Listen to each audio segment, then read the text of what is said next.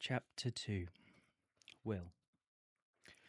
Alright, I'll see you guys later, I say, winking at Jason and closing the door to my room to give them some privacy.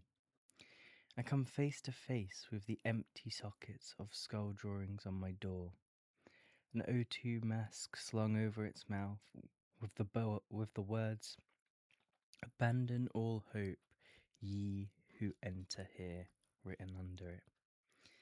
That should be the slogan for this hospital, or any of the other 50 I've been in for the past 8 months of my life.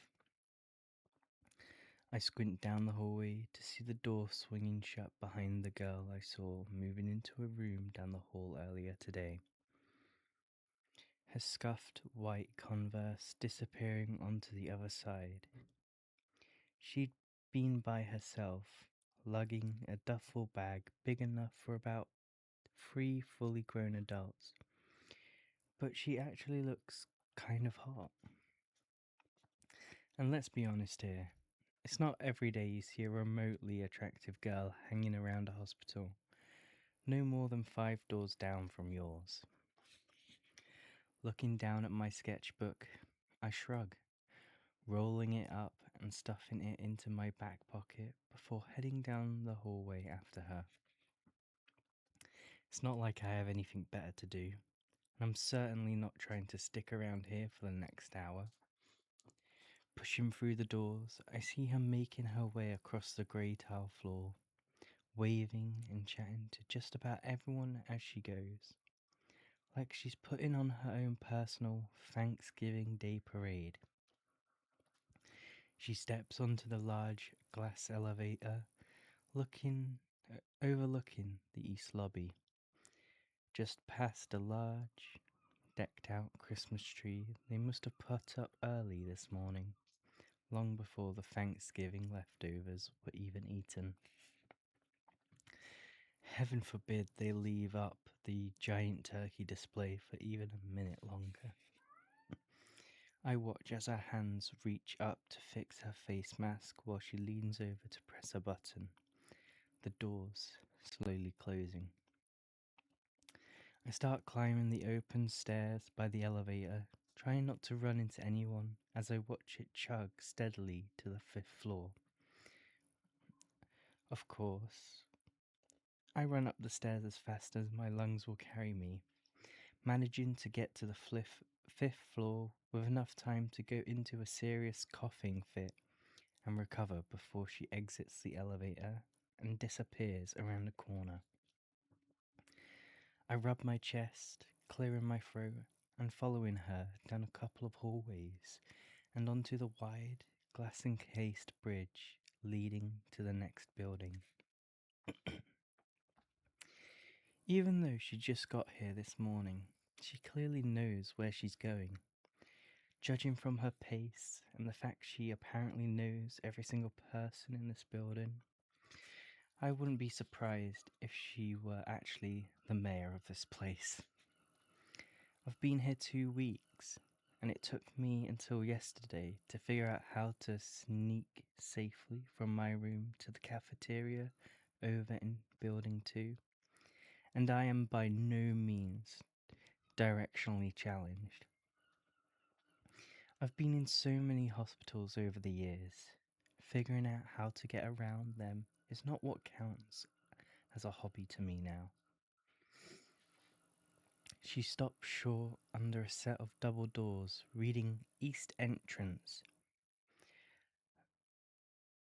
Neonatal Intersective Care Unit, and peeks inside before she pushes them open. The NICU. Odd. Having kids when you have CF falls into the super difficult category. I've heard of a girl with CF bumming hard over it, but going to stare at babies she might never have is a whole new other level. That's just fucking depressing.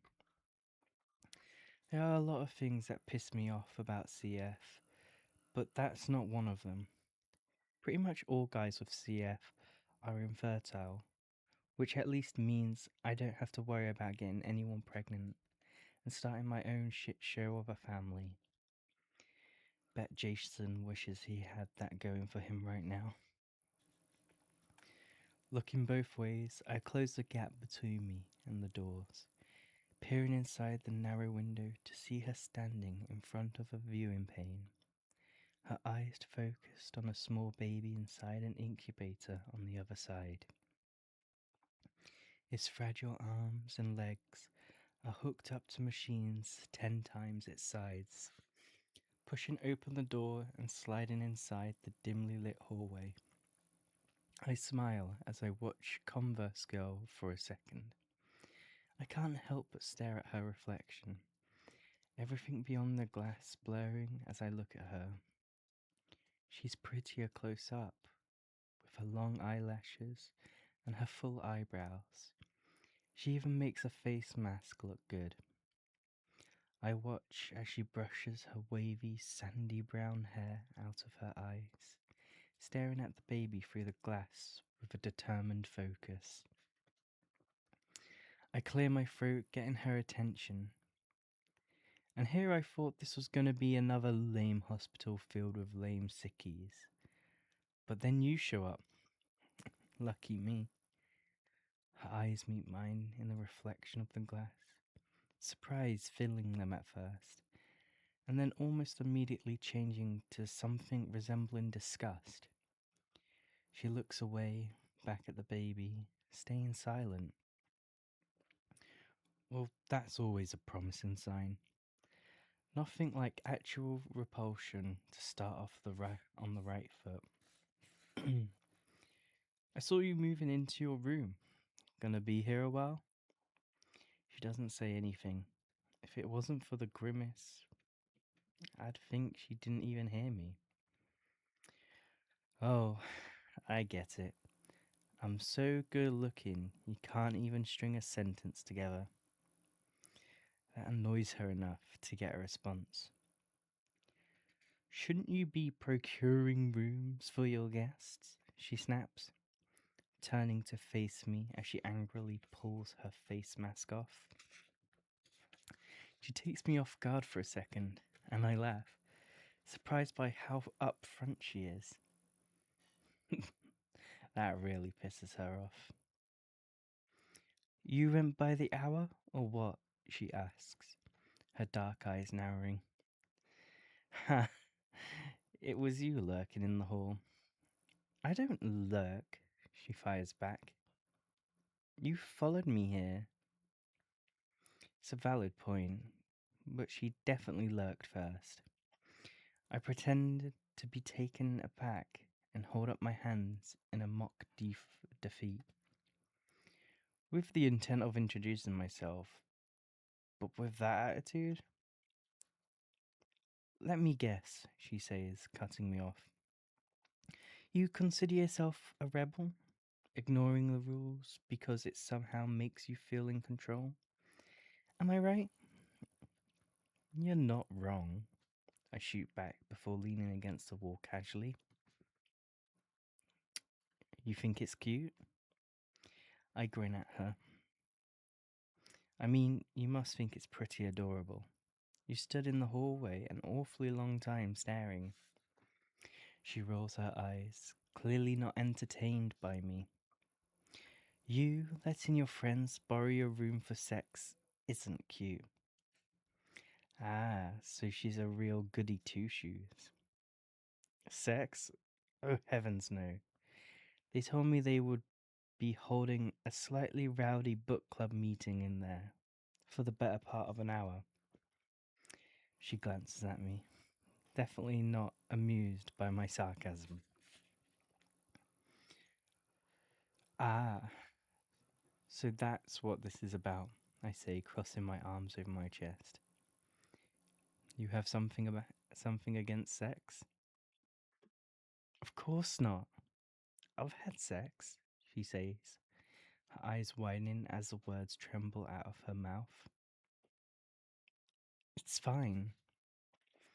That is the biggest lie I've heard all year, and I'm practically surrounded by people who sugarcoat the fact that I'm dying. I laugh. Fine isn't exactly a ringing endorsement, but I'll take common ground where I can get it. Her thick eyebrows form a frown. We have nothing in common. I wink, having way too much fun pissing her off. Cold.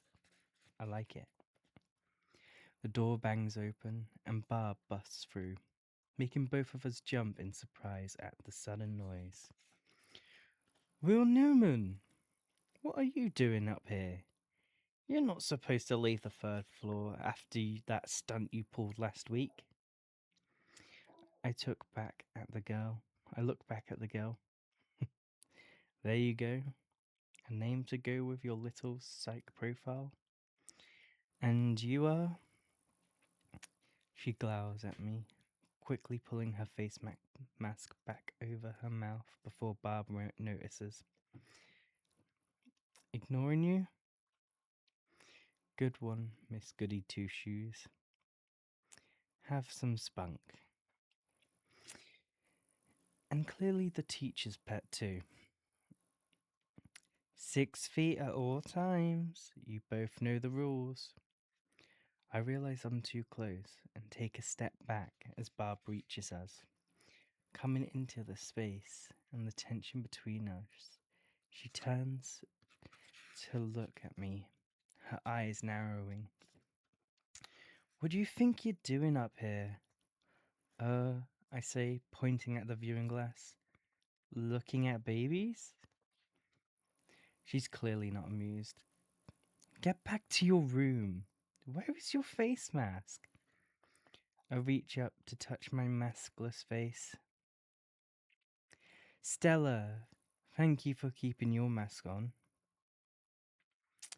She didn't 5 seconds ago, I mutter. Stella glares at me over Barb's head, and I give her a big smile. Stella. Her name is Stella. I can see Barb's about to really ream me out, so I decide to make my exit. I've had more than enough lecturing for the moment. Lighten up, Stella, I say, sauntering to the door. It's just life. It'll be over before we know it. I head out through the doors, across the bridge, and down C Wing. Instead of going back the long way, I hop on a much shakier, non-glass elevator, which I discovered 2 days ago. It spits me out right by the nurse's station on my floor, where Julie is reading over some paperwork. Hey Julie, I say, leaning over the counter and picking up a pencil. She glances up at me, giving me a quick look, before her eyes swing back down to the papers in her hands. Just what were you up to? Roaming the hospital. Pissing off Barb, I say, shrugging and twirling the pencil around and around in my fingertips. She's such a hard ass. Will, she's not a hard ass. She's just, you know. I give her a look. A hard ass. She leans against the nurse's station, putting a hand on her super pregnant belly. Firm, the rules matter, especially to Barb. She doesn't take chances. I glance over to see the doors at the end of the hallway swing wide open, again as Barb and the goody herself steps out. Barb's eyes narrow at me, and I shrug innocently. What? I'm talking to Julie. She huffs, and the two of them walk off down the hallway towards Stella's room. Stella fixes her face mask, looking back at me, her eyes meeting mine for a fraction of a second. I sigh, watching her go. She hates me. Which one? Julie asks, following my gaze down the hallway. The door to Stella's room closes behind the both of them, and I look back at Julie. She gives me a look that I've seen about 1,000,000 times since I got here. Her blue eyes filled with a mix between, "Are you crazy?" and something very close to care. Mostly, "Are you crazy though?" "Don't even think about it, Will." I glanced down at the file sitting in front of her, the name jumping out at me from the upper left-hand corner. Stella Grant. "Okay," I say, like it's no big deal. "Night." I stroll back to 315, coughing when I get there, the mucus thick in my lungs and throat, my chest aching from my excursion. If I had known I was going to be running a half marathon all around the hospital, I might have bothered to bring my portable oxygen. Who am I kidding? I check my watch to make sure it's been an hour before pushing open the door. I flick on the light, noticing a folded note from Hope and Jason on the bleach white standard issue hospital sheets. How romantic of them. I try not to be disappointed they're gone already. My mum pulled me out of school and switched me to homeschooling with a side of international hospital tourism when I got diagnosed with B. Sepia 8 years ago. As if my lifespan wasn't already going to be ridiculously short, B. sepia will cut off another huge chunk of it, making my shitty lungs function deplete even faster than it already has. And they don't give you new lungs when you have antibiotic resistant bacteria running rampant inside of you. But incurable is the only suggestion to my mother, and she determined to find the needle in a haystack treatment, even if it means cutting me off from everyone. At least this hospital is half an hour away from Hope and Jason, so they can come visit me on a regular basis and fill me in on everything I've missed at school. Since I got B. sepia, I feel like they're the only ones in my life who don't treat me like a lab rat. They've always been that way. Maybe that's why they're so perfect for each other. I unfold the note to see a heart, and in Hope's neat cursive, "See you soon. 2 weeks till you're big 18. Hope and Jason." And that makes me smile. Big 18. 2 more weeks until I'm in charge. I'll be off the latest clinical drug trial and out of this hospital and can do something with my life instead of letting my mum waste it. No more hospitals. No more being stuck inside whitewashed buildings all over the world as doctors try drug after drug, treatment after treatment, none of them working. If I'm going to die, I like to actually live first, and then I'll die. I squint at the heart, thinking about that faithful last day. Somewhere poetic. A beach, maybe. Or a rowboat somewhere in the Mississippi. Just no walls. I could sketch the landscape, draw a final cartoon of me giving the middle finger to the universe, then bite the big one. I toss the note back onto my bed, eyeing the sheets before giving them a quick whiff to be safe. Starch and bleach. Just the regular hospital eau de cologne. Good. I slide into the squeaky leather hospital recliner by the window and push aside a heap of coloured pencils and sketchbooks, grabbing my laptop from under a bunch of photocopied 1940s political cartoons I was looking at earlier for reference. I open my browser and type Stella Grant into Google, not expecting much. She seems like the type to have only the most private of Facebook pages, Or a lame Twitter account where she retweets memes about the importance of hand washing. The first result, though, is a YouTube page called Stella Grant's Not So Secret CF Diary, filled with at least 100 videos dating back 6 years or so. I squint because the page name looks weirdly familiar. Oh my god. This is that lame channel my mum sent me a link to a few months ago in an attempt to rally me into taking my treatment seriously. Maybe if I'd known she looked like that. I scroll down to the first entry, clicking on a video with a thumbnail of young Stella wearing a mouthful of metal and a high ponytail. I try not to laugh. I wonder what her teeth look like now, considering I've never seen her smile. Probably pretty nice.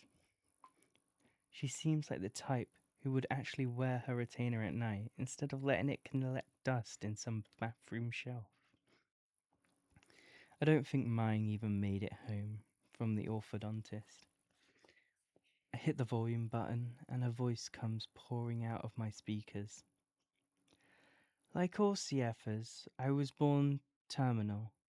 Our bodies make too much mucus, and that mucus likes to get into our lungs and cause infections, making our lung function deteriorate. The young girl stumbles over the big words before flashing the camera a big smile.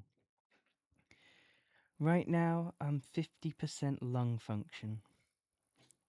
There's a crappy cut, and she turns around on a set of stairs that I recognize from the main entrance of the hospital. No wonder she knows her way around here so well. She's been coming here forever. I smile back at the little girl, even though that cut was the cheesiest thing I've ever seen. She sits down on the steps, taking a deep breath. Dr. Hamid says, at this rate, I'm going to need a transplant by the time I'm in high school. A transplant's not a cure, but it'll give me more time. I'll love a few more years, if I'm lucky enough to get one. Tell me about it, Stella. At least she's got a shot.